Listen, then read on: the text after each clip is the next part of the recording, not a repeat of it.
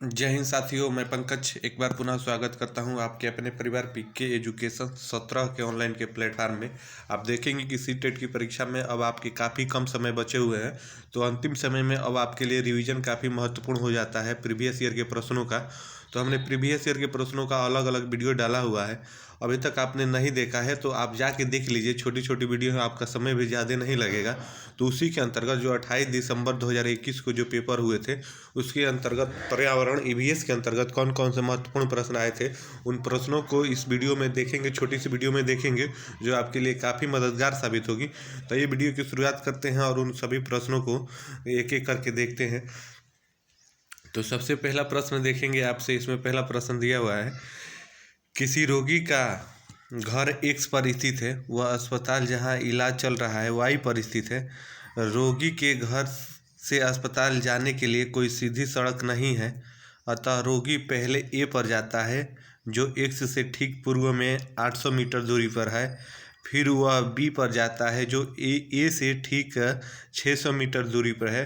फिर सी पर जाता है जो बी से पश्चिम में 150 मीटर दूरी पर है। और अंत में वह वाई पर अस्पताल पहुंचा है तो सी से उत्तर में 100 मीटर दूरी पर है। तो अस्पताल के सापेक्ष रोगी का घर किस दिशा में है। तो आप देखेंगे कि दिशा निर्देशन से प्रश्न आपके सी टेट के ईवीएस के अंतर्गत 1 से 2 जरूर बनते हैं। तो आप एक को अच्छे से समझ लेंगे, देख लेंगे, तो आप देखेंगे कि और भी प्रश्न आपके काफ़ी सारे सही हो जाएंगे। तो आइए इसे अच्छे से समझेंगे और देखेंगे किस प्रकार के ये प्रश्न हल होते हैं। तो सबसे पहले ऐसे प्रश्नों में आपको जैसे कहा है वैसे पढ़ते जाना है और करते जाना है, तो आप देखेंगे कि आसानी से करके चले जाएंगे। तो सबसे पहले आप यहाँ पे ये देखिए कि किसी रोगी का घर एक्स पर स्थित है, वह अस्पताल जहाँ उसका इलाज चल रहा है वाई पर स्थित है। तो मान लीजिए ये आप बना लीजिए, यहाँ पे ये आप एक्स बना लीजिए, यहाँ पे एक्स पर स्थित है, घर है रोगी का।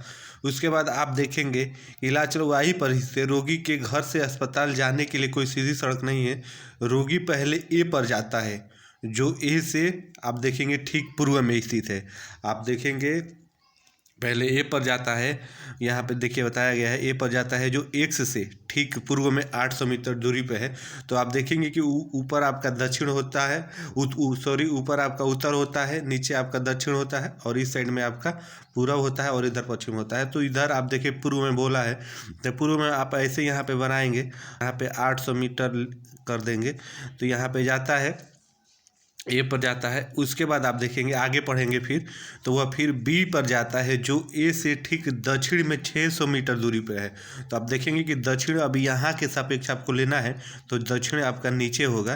तो यहाँ पे जाता है तो यहाँ पे बी बना लेंगे और ये 600 पर जाता है, यहाँ पे आप 600 कर लेंगे। उसके बाद आप देखेंगे कि दिया है कि फिर वह सी पर जाता है जो बी से ठीक पश्चिम में 150 मीटर पर दूरी पे है। तो आप पश्चिम अभी यहाँ इसके सापेक्ष इधर होगा, तो आप यहाँ पे बना लेंगे और ये आपका 150 हो जाएगा। तो आपका ये सी हो जाएगा, पश्चिम पे जाता है, पश्चिम में जाता है। उसके बाद आगे पढ़ेंगे, अंत में वाई पर अस्पताल पहुंचता है जो सी से ठीक उत्तर में, आपका उत्तर अब ऊपर होगा तो ऊपर की तरफ बना लेंगे। अब आप यहाँ पे वाई होगा और ये यहाँ पे 100 हो जाएगा, 100 मीटर। तो अस्पताल के सापेक्ष रोगी का घर पूछा है, तो अब यहाँ पे आप देखेंगे अस्पताल के सापेक्ष पूछा है, तो ये आपका अस्पताल है वाई है, तो ऐसे आप यहाँ पे दिशा निर्देशन वाला बना लेंगे। और उसके बाद आप देखेंगे कि ये उत्तर होता है और ये आपका पश्चिम होता है। तो आप यहाँ पे देखेंगे उत्तर पश्चिम दिशा होगी, तो आप देख सकते हैं विकल्प में दिया हुआ है। तो इसी प्रकार से आपको इस प्रश्नों को करना होता है। आप दिशा निर्देशन पढ़ने के साथ साथ आप उसको बनाते जाएंगे फिगर, तो आप आसानी से कर जाएंगे। तो इसी प्रकार से करेंगे, थोड़ा आप समझते हुए करेंगे तो आप ऐसे प्रश्नों को आसानी से कर जाएंगे। देखने में ये प्रश्न बड़े होते हैं लेकिन बहुत साधारण तरीके से होते हैं। तो आइए वही अगले प्रश्न को देखते हैं। तो दूसरे प्रश्न में देखेंगे, आपसे पूछा है कि अपनी गर्दन को झटके से आगे पीछे कर सकने वाली पक्षी कौन सी है। ये प्रश्न आपके लिए देखेंगे पिछले बार 2021 के सीटेट में कई बार पूछे गए थे, रिपीट बार बार हुआ था। तो आपको बताना है कबूतर है, तोता है, उल्लू है, मैना है। तो आप देखेंगे कि इसमें आपका मैना होगा। मैना है जो झटके से अपनी गर्दन को घुमा सकते हैं। उल्लू है जो रात में चलता है और रात में बहुत दूर तक उसको दिखाई देता है, वो आराम से अपनी गर्दन को घुमा सकता है। जहाँ झटके से घुमाने की बात है तो वहाँ पे आप मैना लगाएंगे। तो इस प्रकार से आपका ये प्रश्न था। उसके बाद आइए अगले प्रश्न को देखते हैं। तो अगले प्रश्न में देखेंगे आपका ये पूछा था, यहाँ पे देख लीजिए पहले। ब्रेल लिपि का उपयोग दृष्टिहीन व्यक्तियों द्वारा किया जाता है। इस प्रकार की लिपि मोटे कागज पर उभरे हुए बिंदुओं से बने होते हैं। उभरे हुए होने के कारण दृष्टिहीन व्यक्ति इसे छूकर पढ़ते हैं। यह लिपि आधारित है, आपको वो बताना है। ऑप्शन आप देखेंगे नीचे दिया हुआ है आपके। 10 बिंदुओं पर आधारित है, 6 बिंदुओं पर आधारित है, 4 बिंदुओं पर आधारित है। तो ये आपका देखेंगे कंटेंट से प्रश्न है। अगर आप इसे पढ़े रहेंगे तभी कर पाएंगे, आप इसे अपने लॉजिक के आधार पर नहीं करेंगे तो इसमें आपके 6 बिंदु होते हैं, आप ये ध्यान रखेंगे। ऐसे प्रश्न आएंगे ब्रेल लिपि से जुड़ा हुआ तो आप देखेंगे 6 बिंदुओं पर आधारित होता है, आप इतना ध्यान में रखेंगे। आइए वही अगले प्रश्न को देखते हैं इसमें। तो अगला प्रश्न देखेंगे, इसमें आपसे पूछा है कि हमारे देश में एक ऐसा राज्य है जहाँ ग्रामीण क्षेत्रों में भारी वर्षा होने के कारण धरती से आप देखेंगे घर धरती से लगभग 3 से 3.5 यानी 10 से 12 फुट ऊंचाई पर बनाए जाते हैं। इन घरों को बांस के खंभों का उपयोग करके बनाया जाता है। यह घर भीतर से भी लकड़ी के बने होते हैं। यह राज्य है, आपको वो बताना है। अर्थात कहने का मतलब ये है कि धरती से आपके 10 से 12 फीट ऊपर बनाए जाते हैं और ये बांस से बने होते हैं। तो ये राज्य आपको बताना है कि उत्तराखंड में होता है कि आपका। उसके बाद यहाँ पे ऑप्शन देखेंगे नीचे दिया हुआ है कि आंध्र प्रदेश की तमिलनाडु तो असम। तो आप देखेंगे असम में ऐसे घर बनाए जाते हैं, तो इसमें विकल्प आपका असम हो जाएगा। ये 28 दिसंबर 2021 को हुआ पेपर है जो आपका हुआ था, उसके अंतर्गत पर्यावरण अध्ययन का ये पेपर है। जिम कॉर्बेट नेशनल पार्क किस राज्य में स्थित है? ये आपके कंटेंट से प्रश्न है, आपको इसके लिए पढ़ना पड़ेगा। तो वही कह रहे हैं कि नॉर्मल से प्रश्न आते हैं, अगर आप थोड़ा सा भी पढ़ेंगे तो ऐसे प्रश्नों को आप आसानी से कर जाएंगे। तो जिम कॉर्बेट नेशनल पार्क के बारे में पूछा है, किस राज्य में है? आपका राजस्थान में है, उत्तर प्रदेश में है, गुजरात में है, उत्तराखंड में है। तो आप देखेंगे कि जिम कॉर्बेट नेशनल पार्क जो है आपका उत्तराखंड में है, तो इस प्रकार से ये आपका उत्तराखंड हो जाएगा। आइए वही अगले प्रश्न को देखते हैं। अगले प्रश्न में देखेंगे, यहाँ पे आपसे पूछा है इस प्रकार के कि प्रश्न आप देखेंगे आपके बनते हैं और ये देखने में केवल बड़े होते हैं। आप एक बार सावधानी से अच्छे से पढ़ लेंगे तो आप इन प्रश्नों को कर जाएंगे। 3 विभिन्न स्थानों जहाँ की जलवायु एक दूसरे से अत्यधिक भिन्न है कि मकानों के वितरण पर विचार करना है आपको, और उसके बाद आपके जो ऑप्शन दिए हैं उसमें से आपको लगाना है। लेह लद्दाख में मकान पत्थर के 2 मंजिले बनाए जाते हैं। नीचे के मंजिल पर आवश्यकता का सामान जानवरों को रखा जाता है, फर्श लकड़ी के छत को सपाट होते हैं। तो आप देखेंगे कि ये सही कथन है। आपने पढ़ा होगा तो आपको पता होगा कि लेह में आपके पत्थर के ही 2 मंजिला मकान बनाए जाते हैं। नीचे वाले में वो सारा सामान और जानवरों को रखते हैं और ऊपर वाले में वो खुद रहते हैं। तो मनाली हिमाचल प्रदेश में मकान बांस के खंभों पर बनाए जाते हैं। आप देखेंगे मकानों को लकड़ी और पत्थर से बनाए जाते हैं। तो आप देखेंगे कि मनाली में जो है आपका ये आपके बांस के खंभों पर मकान नहीं बनाए जाते हैं। आप यहाँ पे देख सकते हैं दिया हुआ है कि मनाली में आपके बांस पे बनाए जाते हैं, तो ऐसा नहीं है, वहाँ पे बांस से नहीं बनाए जाते हैं। तो ये आपका इसमें होगा नहीं। उसके बाद आगे आप देखेंगे उसके बाद सी में दिया है राजस्थान के गांव में लोग मिट्टी से बने मकानों में जिसकी छत कटीली झाड़ियों से बनी होती है। जी हाँ, ये भी आपका विकल्प सही है, अर्थात पहला और तीसरा सही है। इसमें आप देखेंगे दूसरा आपका गलत है। तो आइए अब नीचे ऑप्शन देख लेते हैं। ए और सी जिसमें रहेगा वही आपका सही रहेगा। तो जी हाँ, आप चौथे विकल्प में देख सकते हैं ए और सी दिया हुआ है। तो इस प्रकार से थोड़ी सी जानकारी आपको ईवीएस के अंतर्गत रहनी चाहिए। तो आप थोड़ी सी भी जानकारी रखेंगे तो ऐसे प्रश्नों को आसानी से कर जाएंगे। आइए वही अगले प्रश्नों को देखते हैं। आपका यहाँ पे भी प्रश्न दिया हुआ है कि नीचे दिए गए जीवों पर विचार कीजिए। घड़ियाल दिया हुआ है, कौवा दिया हुआ है, बत्तख दिया हुआ है, मछली दिया हुआ है, कछुआ दिया हुआ है। आपको इसमें से चुनना है, अलग वाला चुनना है। तो आप ऐसे देख के ही समझ सकते हैं। घड़ियाल भी आपका पानी में रहता है, बत्तख भी पानी में, मछली भी पानी में, कछुआ भी पानी में, और कौवा आपका ये उड़ने वाला पक्षी है, ज़मीन पे रहता है। तो इसलिए आपका इसमें जहाँ जिसमें कौवा दिया होगा तो कौवा आपका ऑप्शन में हो जाएगा। तो कौवा आप देखेंगे तीसरे ऑप्शन में दिया हुआ है, तो कौवा इसमें सही हो जाएगा। तो इसी प्रकार के प्रश्न आप देखेंगे आपके बनते हैं। आइए वही अगले प्रश्न को देखते हैं।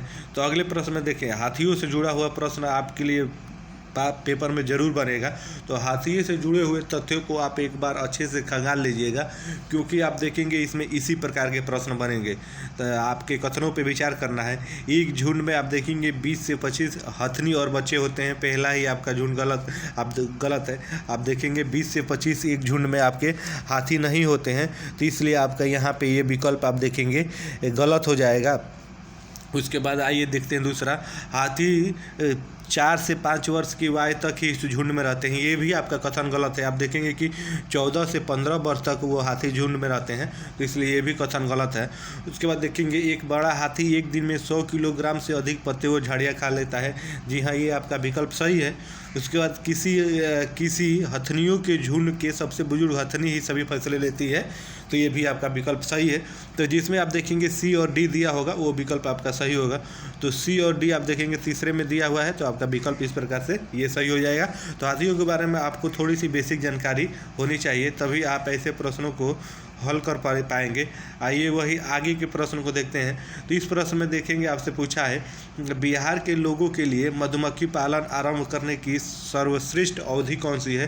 तो आप देखेंगे बिहार में सबसे अधिक मधुमक्खी पालन होती है, और मधुमक्खी पालन से आप देखेंगे प्रश्न बनते हैं सीटेट में, तो आपको वही महीना सबसे सर्वश्रेष्ठ होता है ये शुरुआत करने के लिए।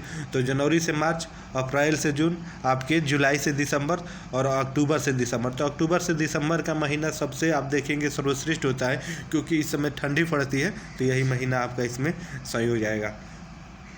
आइए वही अगले प्रश्न को देखते हैं। तो अगले प्रश्न में देखेंगे आपसे पूछा है, इस प्रकार के भी प्रश्न आप देखेंगे आता है। तो किसी पर्यटन से उडुपी से सूरत जाने के लिए 16/10/2021 ट्रेन के डिब्बे में प्रवेश किया। यह ट्रेन उडुपी से 20:20 पे चली और अगले दिन यानी 17 को, एक दिन बाद उससे 16 को चली और 17 को पहुंची। 16:20 पे सूरत पहुंची। तो इन दोनों शहरों में रेलवे स्टेशन के बीच अगर 1400 आपका 40 किलोमीटर है, तो उस पर्यटन यात्रा के बीच की औसत चाल आपको बताना है। तब देखेंगे ट्रेन से जुड़े हुए भी प्रश्न, नॉर्मल से साधारण से प्रश्न ऐसे आपके ईवीएस के अंतर्गत बनते हैं। तो ऐसे प्रश्नों को आपको सावधानी से एक बार पढ़ लेंगे या देख लेंगे, और आप बेसिक फार्मूला थोड़ा सा जाने रहेंगे तो आप आसानी से कर जाएंगे। तो आइए इसको देखते हैं। तो 16 को चली, 16/10/21 को चली और 17/10/21 को पहुंची। तो डेट से यहाँ कोई खास मतलब नहीं है, आप यहाँ पे समय देख लीजिए। तो आपका 20 से 20 पे चला है, तो ये महत्वपूर्ण है आपके लिए। उसके बाद आप देखेंगे कि 24 घंटे का टोटल आपका समय होता है घड़ी का एक दोलन, यानी ये पूरा चक्कर पूरा करने में। तो 20:20 पे चली, तो आप इसमें 24 से घटा देंगे इसको। तो आप देखेंगे कि 24 से अगर इसको घटाएंगे तो यहाँ पे आपका ये 60 मिनट है, यहाँ पे 60 है, तो अगर 20 घटाएंगे तो फिर 40 मिनट यहाँ ये हो जाएगा। और उसके बाद यहाँ पे आपका 24 है, 24 में से अगर इस आप 20 को घटाएंगे या यहाँ पे अगर एक ले लेंगे, तो उसके बाद आपका 3 ये हो जाएगा, यानी 3 घंटा 40 मिनट अगर इसमें आप जोड़ देंगे और, तो आप देखेंगे कि आपका 24 हो जाएगा। तो 3 घंटा 40 मिनट ये, और उसके बाद 16:20 यहाँ पे दिया हुआ है, 16:20 ये आपका दिया हो। तो 16:20 में आपको 3:40 जोड़ना है। तो इसमें अगर आप 3:40 जोड़ते हैं तो ये आपका 60 यानी 1 घंटा हो जाएगा, और 19 ये हो जाएगा। तो यानी 19 घंटे 60 मिनट, यानी टोटल आपके 20 घंटे हो जाएंगे। तो अब उसके बाद आप देखेंगे कि 20 घंटे हो गए, तो 20 घंटे के बाद आपका 1440 दिया है। तो औसत चाल दूरी बटा आपका समय होता है, तो आपका पूरा दूरी देखेंगे 1440 किलोमीटर दिया हुआ है। उसके बाद समय आपका 20 घंटा आ गया, तो इसको आपको ऐसे कटाना है, कटा देंगे। तो उसके बाद यहाँ पे आप देखेंगे 7 दूनी 14 हो जाएगा, फिर 72 हो जाएगा। तो आप देखेंगे कि 72 किलोमीटर प्रति घंटा आ गया। तो ये आपका आप देखेंगे कि आपका घंटा में आया है। अब आपको यहाँ पे देखेंगे आपसे उस पर्यटन की चाल आपको बतानी है, आपको मीटर पर सेकेंड में बतानी है। तो आप देखेंगे कि इसको आप 5/18 से, जो आपका अगर आपसे नीचे आए, कम पूछे, अगर कम को आपको ज़्यादा में कन्वर्ट करना है तो तब 18/5 से करेंगे, और आपका कम पूछे ज़्यादा दे के कम करें तो आपको 5/18 से देना है। तो आप देखेंगे कि 18 से यहाँ पे करेंगे तो आपका हो जाएगा 18 चौक 72 हो जाएगा। तो 4 यहाँ पे 4×5 तो 20 मीटर प्रति सेकेंड हो जाएगा, क्योंकि आप देखेंगे कि मीटर पर सेकेंड में ही आपका आंसर यहाँ पे दिया हुआ है। तो आप ऐसे निकाल लेंगे, तो उसके बाद आपका यहाँ पे ये विकल्प हो जाएगा। तो आप देखेंगे कि इसी प्रकार के प्रश्न आपके आसान साधारण से बनते हैं। आप थोड़ी सी सावधानी से करेंगे तो ऐसे प्रश्नों को कर जाएंगे। आइए वही अगले प्रश्न को देखते हैं। तो अगले प्रश्न में देखेंगे आपसे पूछा है कि यदि आप भारत के मानचित्र पर कोलकाता, पश्चिम बंगाल की राजधानी से चंडीगढ़ कोई आपका सरल रेखा खींचे, तो कोलकाता के सापेक्ष चंडीगढ़ की दिशा क्या होगी। आपसे यहाँ पे ये प्रश्न पूछा है कि कोलकाता के सापेक्ष आपको एक सीधी रेखा खींचनी है। तो आपको सापेक्ष कितनी दूरी होगी आपको वही इसमें बताना है। तो आप देखेंगे, अगर आप नक्शा पे ध्यान देंगे, नक्शा बनाएंगे तो आप देखेंगे कि आपका जो पश्चिम बंगाल है, ऐसे आपका नक्शा थोड़ा सा बना लेते हैं, फिर ऐसे करके साधारण से नक्शे पे ज़्यादा ध्यान न दीजिएगा। यहाँ पे आप देखेंगे तो यहाँ पे आपका पश्चिम बंगाल पड़ता है यहाँ के आसपास में, और यहाँ में आपका पंजाब यानी चंडीगढ़ पड़ता है। तो यहीं के सापेक्ष आप देखेंगे, आपसे दूरी पूछा है, आपको ये बताना है। तो आप देखेंगे सबसे पहले तो इसमें आप निकालेंगे, ऐसे यहाँ पे बना लेंगे तो आप देखेंगे कि ये दे दिया आपका। उसके बाद ये वाला आपका उत्तर हो जाता है और ये वाला पश्चिम हो जाता है। तो आप देखेंगे कि उत्तर आपका पश्चिम ही होगा, ऐसे यहाँ पे निकालेंगे।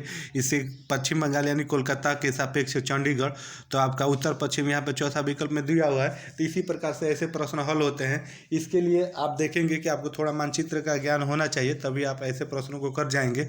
और ऐसे प्रश्न आप देखेंगे पेपर में जरूर एक बनते हैं, तो आप इन प्रश्नों को एक बार ध्यान से देख लीजिएगा। आइए वही अगले प्रश्न को देखते हैं। तो अगले प्रश्न में देखेंगे, आपसे पूछा है प्याज की खेती में विभिन्न चरणों को आपको सही क्रम में व्यवस्थित करना है। इधर उधर दिया है, सबसे पहले क्या करते हैं आपको वो इसमें ऐसे प्रश्नों में आपको बताना है कि सबसे पहले आप क्या करेंगे। अब देखेंगे पहले बीज बोना दिया हुआ है, उसके बाद खरपतवार निकालना, प्याज के ऊपर की सूखी पत्तियों को काटकर अलग करना, गुड़ाई करना यानी मृदा को पोला नरम करना, प्याज को उखाड़ कर निकालना। तो आपको बताना है कि इसमें पहला कौन होगा। तो सबसे पहले आप देखेंगे कि इसमें आपका हो जाएगा गुड़ाई करना यानी मृदा को पोला करना, या अर्थात आपका जो डी दिया हुआ है ये पहले नंबर पे हो जाएगा। और उसके बाद आप देखेंगे दूसरे नंबर पर आप देखेंगे उसके बाद आपका जो बीज बोना होता है पोला मिट्टी करके, उसके बाद आप बीज बो देंगे तो ये आपका दूसरे नंबर पर हो जाएगा। तो पहले डी और ए होगा। तो यहाँ पे देख लेंगे आप, ऑप्शन पहले देखेंगे। तो ऑप्शन देखेंगे तो डी तो सभी में दिया हुआ है, उसके बाद ए देखेंगे तो यहाँ पे आपके दो विकल्प में नहीं दिया है, तो दो विकल्प ये तो आपके कट गए और आपके बचे ए और आपका डी बचा, चौथा यानी पहला और चौथा बचा। तो आइए उसके बाद आगे आप देखते हैं। तो उसके बाद दूसरे में देखेंगे खरपतवार निकालना, बीज बोने के बाद आप देखेंगे खरपतवार निकालेंगे, तब बाद जाके उसमें आप सूखी पत्तियों को काटेंगे। तो सबसे पहले आप इसमें ये देख लीजिए कि आपका जो दिया हुआ है तो बी दिया हुआ है, तो आप यहाँ पे विकल्प भी देखते चलिए, ज़्यादा आपको आगे करने की ज़रूरत भी नहीं पड़ेगी। तो आप देखेंगे कि इसमें ए दिया हुआ है, आपका यहाँ पे ई दिया हुआ है तीसरे नंबर पे, और यहाँ पे बी दिया हुआ है। तो इसके बाद आपको आगे देखने की ज़रूरत नहीं है, यही आपका सही हो जाएगा। तो ऑप्शन भी थोड़ा ध्यान में देखते हुए करते हुए चलेंगे तो आप प्रश्नों को आपको पूरा नहीं पढ़ना पड़ेगा, थोड़े से में ही आप उसका आंसर दे लेंगे, तो इस प्रकार से ही हो जाएगा। आइए वही अगले प्रश्न को देखते हैं। तो अगले प्रश्न में देखेंगे, आपसे पूछा है कौन सा विशेष अभिलक्षण रेगिस्तानी ओक साबलूत वृक्ष में नहीं पाया जाता है, आपको वो बताना है। तो जड़ों की अत्यधिक गहराई तक जाना, तो आप देखेंगे कि ये इसमें आपका सही है। उसके बाद दूसरे विकल्प में देखेंगे पेड़ के तने में पानी इकट्ठा होना, तो ये भी आपका सही है। पत्तियां बहुत कम होना, आप देखेंगे पत्तियां बहुत कम होना, ये भी आपका विकल्प, इसमें भी आप देखेंगे कि ये भी आपका सही ही विकल्प है। उसके बाद आप देखेंगे बड़ी और बहुत सारी पत्तियां होना, जी हाँ यही विकल्प आपका नहीं होगा, क्योंकि आप देखेंगे वो का आप बड़ा नहीं होता है, बड़ी पत्तियां नहीं होती है और बहुत सारी पत्तियां नहीं होती, बहुत कम पत्तियां होती है। तो इस तरह से आपका चौथा विकल्प इसमें सही होगा। आइए वही अगले प्रश्न को देखते हैं। तो अगले प्रश्न में तमिलनाडु के निकटवर्ती राज्य के बारे में पूछा है। तो तमिलनाडु के निकटवर्ती राज्य के बारे में पहले ही आपको बताएं कि आपको थोड़ा सा मानचित्र का ज्ञान होना चाहिए। जब मानचित्र का आपको ज्ञान रहेगा तो ऐसे प्रश्नों को आप आसानी से कर जाएंगे। तो आप देखेंगे कि तमिलनाडु के निकटवर्ती राज्य आपसे पूछे तो आप देखेंगे कि सबसे पहले आपका आंध्र प्रदेश होता है। आंध्र प्रदेश तमिलनाडु के आप देखेंगे ठीक ऊपर पड़ता है। तो इसमें आप आंध्र प्रदेश देखेंगे, आंध्र प्रदेश सभी में दिया हुआ है। उसके बाद आप केरल देखेंगे, केरल साइड में आता है। और उसके बाद आपका कर्नाटक, तो जिसमें आंध्र प्रदेश केरल कर्नाटक दिया होगा वो विकल्प आपका सही होगा। तो इसमें आपको देखेंगे दूसरा में दिया हुआ है, तो ये इसमें सही है। आइए वही अगले प्रश्न को देखते हैं। तो अगले में देखेंगे, आपसे प्रश्न पूछा है एक, मोहन ने कक्षा में बताया कि उसके पिताजी कुल्हड़ बनाते हैं, चीज़ें हमें जो बनाते हैं हम करते हैं थीम के अंतर्गत। आप विद्यार्थियों को चाय बनाने के कुल्हड़ बनाना सिखाना चाहते हैं तो आप निम्नलिखित में से कौन से संसाधन का उपयोग करेंगे? तो आप देखेंगे सामुदायिक संसाधन का उपयोग करेंगे। आपको इसमें ज़्यादा कुछ देखने की ज़रूरत नहीं है, समझने की ज़रूरत नहीं है। सामुदायिक संसाधन से ही कुल्हड़ का आप उपयोग करेंगे तो इस तरह से इसमें आपका ये विकल्प सही हो जाएगा।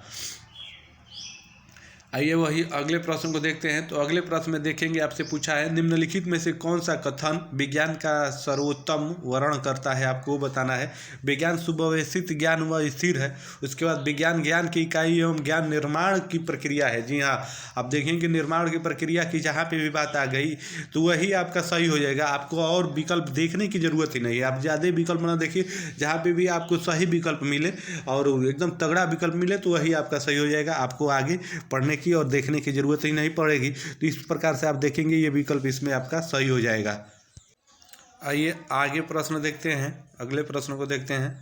तो अगले प्रश्न में देखेंगे आपसे, प्रश्न में आपसे पूछा है राष्ट्रीय पाठ्यचर्या रूपरेखा 2005 के अनुसार निम्नलिखित में से कौन से कथन ईवीएस सीखने में वर्णन करते हैं? तो आप देखेंगे कि जो राष्ट्रीय पाठ्यचर्या रूपरेखा 2005 है इस पे हमने सेपरेट वीडियो डाला हुआ है। आप वहां से जाके एक बार देख लीजिए, आपको सारा कुछ समझ में आ जाएगा। और इससे जुड़े हुए प्रश्न आपके पेपर में काफ़ी बनते हैं, तो ऐसे प्रश्नों को आपको देखना ही देखना है। तो आइए सबसे पहले देख लेते हैं इन प्रश्नों को, विकल्पों को। तो पहला विकल्प देखेंगे जिसमें दिया हुआ है पर्यावरण से ज्ञान और कौशल की प्राप्ति। आप देखेंगे कि पर्यावरण से ज्ञान और कौशल की प्राप्ति, तो आप देखेंगे कि ये आपका विकल्प सही है एनसीएफ 2005 के अनुसार, यानी राष्ट्रीय रूपरेखा 5 के अनुसार। उसके बाद अधिगमकर्ता के बीच विचार और कौशल को साझा करना, अधिगमकर्ता के विचार और कौशल को साझा करना। तो आप देखेंगे कि आपका ये भी सही है, ये कही गई है राष्ट्रीय पाठ्यचर्या रूपरेखा 2005 में। उसके बाद प्रेषित की जाने वाली जानकारी प्राप्त करना, तो आप देखेंगे कि ये ऐसी बात उसमें नहीं कही गई है, तो आपका विकल्प ये नहीं होगा।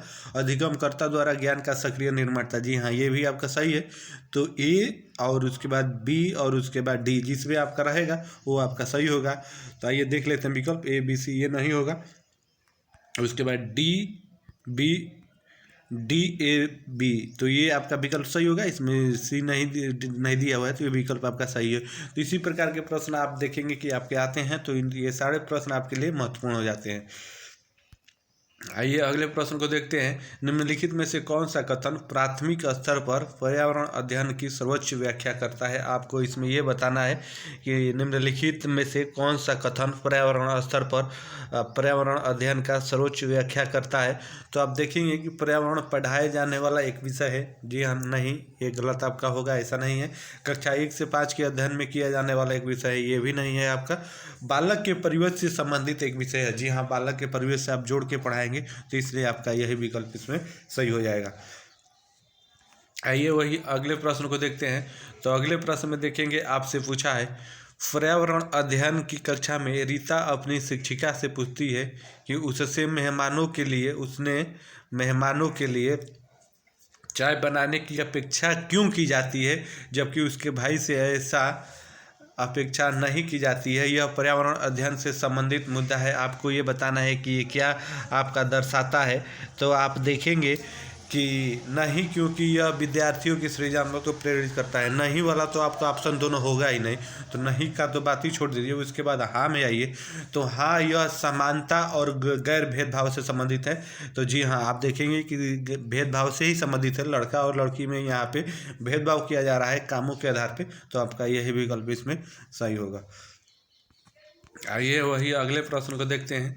अगले प्रश्न में देखेंगे जल संरक्षण पढ़ाने का सबसे उचित तरीका यह होगा कि विद्यार्थी से कहा जाए। आपको वो बताना है। जल संरक्षण से आपको अगर वो टॉपिक आप पढ़ा रहे हैं तो सबसे आप देखेंगे कि अच्छा व्यवस्था क्या होगा, आपको वही इसमें बताना है। तो आप देखेंगे कि जल संरक्षण से संबंधित कहानियाँ और कविताएँ और गीत इकट्ठा करना। जी हाँ, नहीं, ऐसा नहीं आप करेंगे, ऐसे आप उचित तरीका यह नहीं होगा।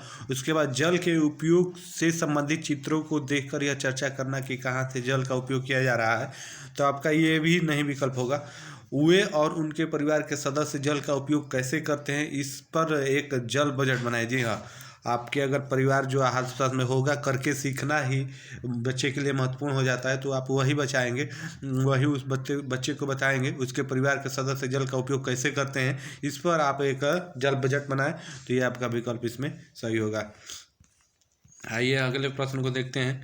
तो अगले प्रश्न में देखेंगे कि आपसे पूछा था कि शैक्षिक भ्रमण के दौरान रात को जंगल से गुजरते हुए तीसरी कक्षा की एक विद्यार्थी आपका ध्यान किसी कीट की चींची आवाज़ की ओर आकर्षित करते हुए पूछती है कि यह क्या है। एक अन्य विद्यार्थी जवाब देता है, यह सितारों से चमकने की आवाज़ है। आप क्या करेंगे? आपको ये बताना है कि आप इसके लिए आप क्या करेंगे। आपका ऑप्शन देखेंगे दिया हुआ है। विद्यार्थी को सही बताएंगे कि यह एक कीट की आवाज़ है, तो आप ये भी नहीं करेंगे। आपको उसको अच्छे से बताना है। अन्य विद्यार्थियों से उसकी प्रतिक्रियाएं साझा करने को कहेंगे। जी हाँ, देखिए जहाँ साझा करने की बात आ जाए सभी विद्यार्थियों से, तो यही करेंगे। और भी सारे विद्यार्थी हैं, तो अन्य विद्यार्थियों से उसकी जो प्रतिक्रिया है उसको साझा करेंगे, तो और सारे विद्यार्थी जानेंगे। तो इसलिए आपका ये विकल्प सबसे तगड़ा हो जाएगा। पहला ही सही है, लेकिन आपको चारों विकल्पों में से जो सबसे तगड़ा होगा वही आपको छांटना होता है ऐसे परीक्षाओं में। तो आपका विकल्प यही देखेंगे, बच्चों से जोड़ा जा रहा है, तो आपका विकल्प दूसरा इसमें हो जाएगा।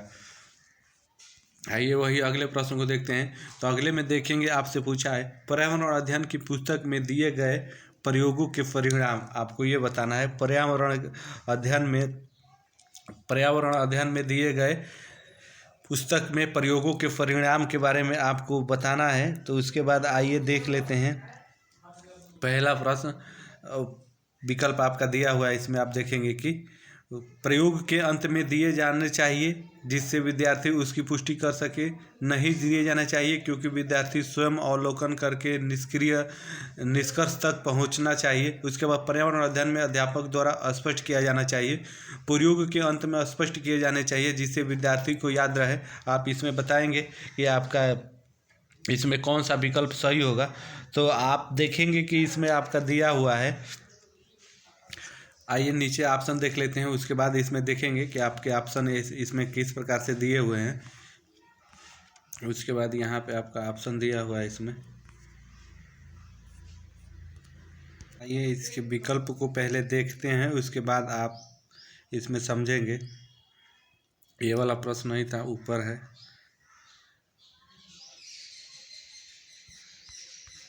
आइए देखते हैं कहाँ गया। हाँ, यही था। आइए इसके विकल्पों को देखते हैं।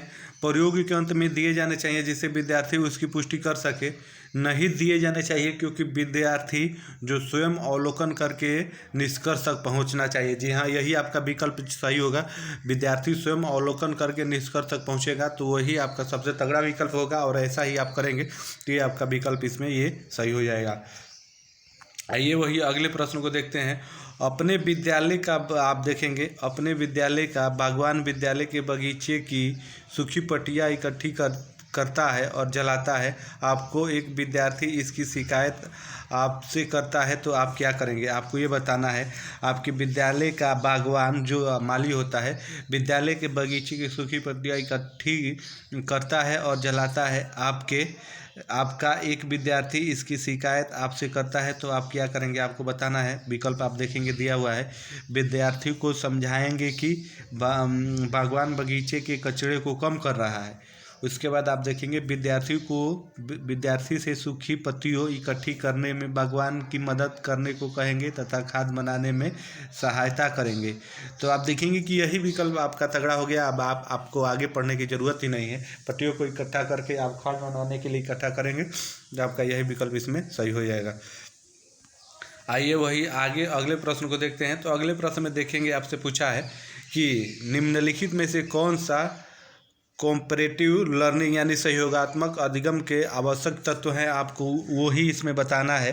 तो आपके ऑप्शन दिए हुए देखेंगे। पहला, विद्यार्थी समूहों में कार्य करते हैं, विद्यार्थी समूहों में साझा करते हैं।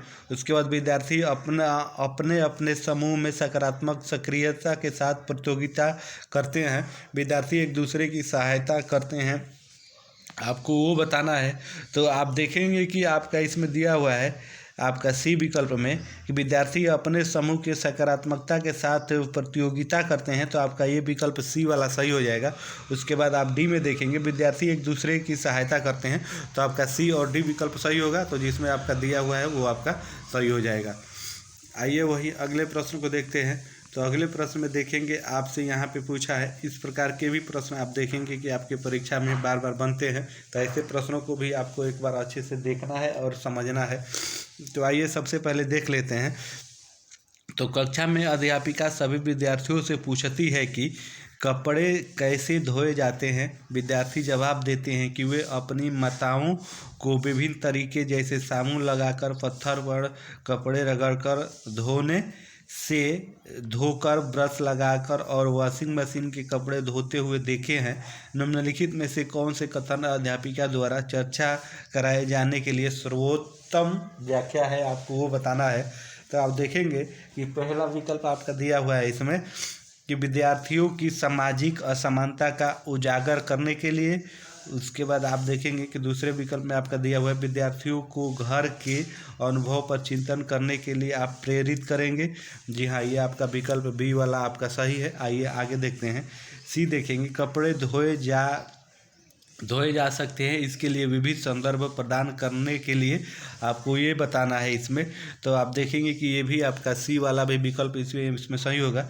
उससे कपड़े धोने की प्रक्रिया सिखाने के लिए, तो आप देखेंगे कि आपका विकल्प में ये भी दिया हुआ है। तो आपका इसमें आप देखेंगे कि आपका यही बी और सी, उसके बाद डी, ये भी आपका सही है। तो बी सी डी जिसमें आपका दिया होगा वो आपका ऑप्शन सही होगा। तो आपका देखेंगे कि दूसरे विकल्प में बी सी डी दिया हुआ है, तो यही आपका सही हो जाएगा। आइए वही अगले प्रश्न को देखते हैं। अगले प्रश्न में देखेंगे आपसे पूछा है निम्नलिखित में से कौन से कथन रचनावादी कक्ष में अध्यापक की भूमिका का वर्णन करते हैं, आपको वो बताना है। निम्नलिखित में से कौन से कथन रचनावादी कक्ष की अध्यापक की भूमिका का वर्णन करते हैं। तो पहला देखेंगे प्रेरणा और ज्ञान की व्याख्या करना। दूसरा देखेंगे विद्यार्थियों को ज्ञान निर्माण हेतु प्रेरित करना। उसके बाद प्रश्न करना और व्याख्या करना, विद्यार्थियों को व्याख्या करने हेतु प्रेरित करना। तो आप देखेंगे कि पहला तो व्याख्या की बात आ गई तो वो आपका होगा नहीं। बी में देखिए विद्यार्थियों को ज्ञान निर्माणता हेतु प्रेरित करना, जी हाँ, ये आपका विकल्प सही होगा। उसके बाद प्रश्न करना और व्याख्या करना यहाँ पे भी आ गया तीसरे में, तो ये भी नहीं होगा। विद्यार्थियों को व्याख्या करने हेतु प्रेरित करना, जी हाँ, यहाँ पे आप देखेंगे ये सकारात्मक रूप में पूछा हुआ है, तो आपका बी और डी हो जाएगा। जिसमें आपका बी और डी दिया रहेगा वो आपका विकल्प सही हो जाएगा। आइए वही अगले प्रश्न को देखते हैं। अगले प्रश्न में देखेंगे आपसे पूछा है कथन पर्यावरण अध्ययन एक विषय है के लिए उपयुक्त विकल्प आपका चुनना है। उपयुक्त विकल्प आपका कौन सा सही है इसमें। तो आप देखेंगे कि दिया हुआ अंतः विषयक, अनुशासिक एवं एकीकृत। तो आपका इसमें एकीकृत ही होगा। आप देखेंगे कि जो विकल्प तीसरा में दिया हुआ है आपका सही हो जाएगा। आइए वही अगले प्रश्न को देखते हैं। अगले प्रश्न में क्या दिया हुआ है, तो यहाँ पे देखेंगे आपसे पूछा हुआ है यहाँ पे प्रश्न अध्यापक विभिन्न प्रकार के घोंसले पर चर्चा करती है। अध्यापिका विभिन्न प्रकार के घोंसलों पर चर्चा कर रही है। वह विद्यार्थियों को उनके द्वारा देखे गए घोंसले के प्रकारों के बारे में पूछती है। एक विद्यार्थी कहता है कि कुछ दिन पहले एक चिड़िया ने उसके घर की बालकनी पर घोंसला बनाया था, लेकिन उसकी ने यह कहकर उसे हटा दिया कि बालकनी टहनियों और चिड़ियों की बीट से गंदी हो जाएगी। अध्यापिका को क्या करना चाहिए, आपको वो बताना है, तो उससे क्या करना चाहिए। तो पहला विकल्प देखेंगे दिया हुआ है विद्यार्थियों की मम्मी से बात करके उसे बताना चाहिए कि उसने घोंसले को हटाकर गलत किया। उसके बाद आप देखेंगे दूसरे विकल्प में विद्यार्थियों और उसके अभिभावकों के लिए कार्यशाला का आयोजन करने से उन्हें समझाना चाहिए कि चिड़ियों के घोंसले को नष्ट क्यों नहीं किया जाना चाहिए। तो आप देखेंगे कि दूसरा ही विकल्प आपका सबसे तगड़ा है, तो यही आपका सही हो जाएगा। आगे आपको देखने की ज़रूरत ही नहीं पड़ेगी। तो आइए वही अगले प्रश्न को देखते हैं। तो अगले प्रश्न में देखेंगे आपसे पूछा है कि विद्यार्थियों को प्राकृतिक संसाधनों का संरक्षण के बारे में पढ़ाते हुए आपने कक्षा की हमें चौराहे पर लाल बत्ती होने पर गाड़ी बंद कर देनी चाहिए। अगले दिन आपका एक विद्यार्थी कहता है कि उसके पापा ने उसका पालन नहीं किया, तो उस विद्यार्थी के पापा द्वारा किसकी उपेक्षा की जा रही है, आपको ये बताना है। तो आप देखेंगे कि आपके ऑप्शन यहाँ पे दिए हुए हैं कि सड़क सुरक्षा सुनिश्चित किया जाना, उसके बाद ट्रैफिक नियमों का पालन करना, उसके बाद आप देखेंगे पर्यावरण के लिए चिंतित होना। तो आपका देखेंगे कि पर्यावरण के लिए चिंतित होना ये आपका विकल्प सही है। उसके बाद आप देखेंगे ईंधन का विवेकपूर्ण उपयोग करना। तो आप देखेंगे पर्यावरण के लिए चिंतित होना, ये आपका विकल्प आपका पॉजिटिव हो जाएगा और यहाँ पे नेगेटिव में पूछा है तो आपका ये सी नहीं विकल्प होगा। उसके बाद आप देखेंगे